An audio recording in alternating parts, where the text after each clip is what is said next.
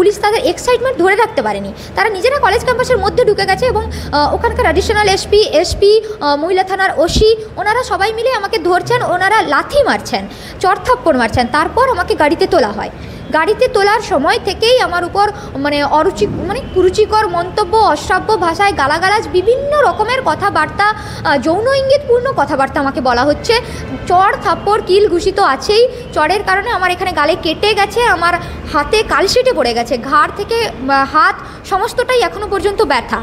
সেখানে নিয়ে যাওয়ার পর ওমেন থানাতে নিয়ে যাওয়ার পর যে কনস্টেবলরা ডিউটিতে ছিলেন না তাদেরকে ফোন করে ডাকা হয় যে একটা ভালো সুখবর আছে। ওই যে আপনারা হয়তো জেনেই থাকবেন যে গত 22শে জানুয়ারি পশ্চিম মেদিনীপুর মেডিকেল কলেজ এবং হাসপাতালে জাল স্যালাইন কাণ্ড নিয়ে এসএফআই, ডিওয়াইএফআই এবং অ্যাডোয়া ডিএম অফিস অভিযান করেছিল। ওনারা বলেন যে সেইখান থেকে আমরা